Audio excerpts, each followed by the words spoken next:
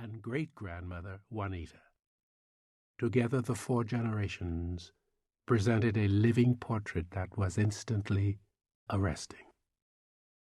Vestiges of Native American ancestry could be seen not only in my ex-wife's features, the defined cheekbones, straight hair, reddish skin tone, but also in the younger 3, though to lesser degrees.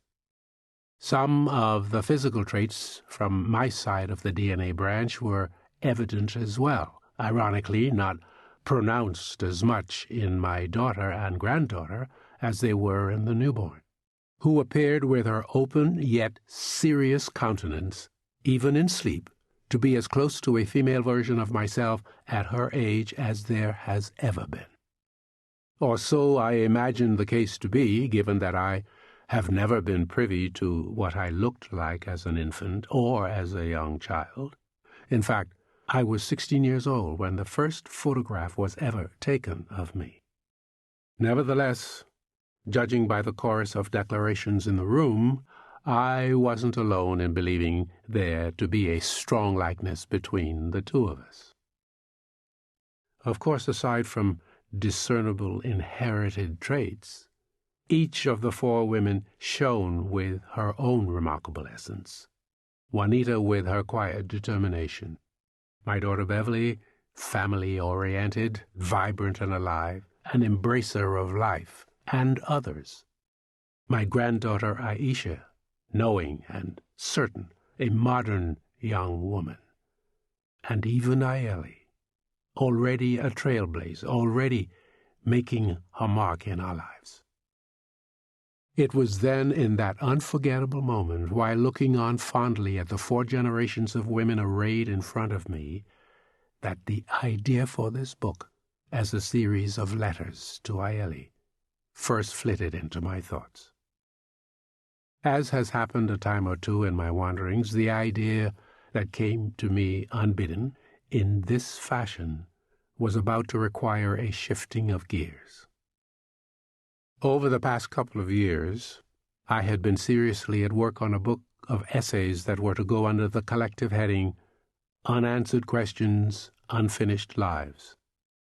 The scope of those questions encompassed everything from the most universally pondered issues of existence to the personal mysteries of my own travels, starting with the puzzles of life that I've been attempting to unravel since early childhood.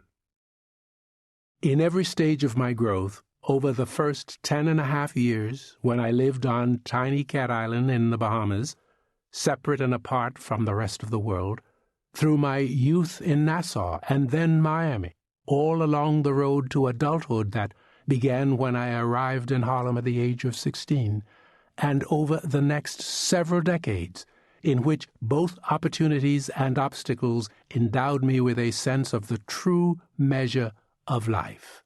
Profound and nagging questions have continued to arise in me.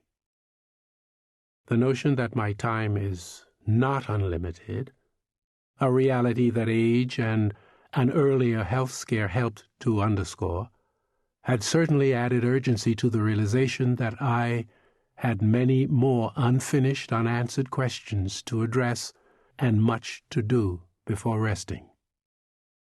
The other side of the philosophical coin had come from my observation that those who stop their questioning at 75, 60, even at 30, cut short their explorations and end up with permanently unfinished lives.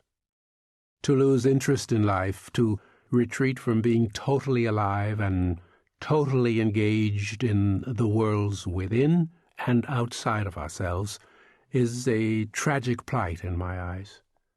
Yet one easily remedied whenever we muster the willingness to bear up to our thorniest questions.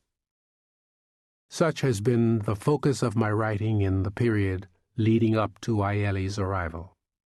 Now, suddenly, as I stood in the middle of the hospital room, positioned at the far end of my history in this lifetime, gazing adoringly at my great-granddaughter at the beginning of hers, a new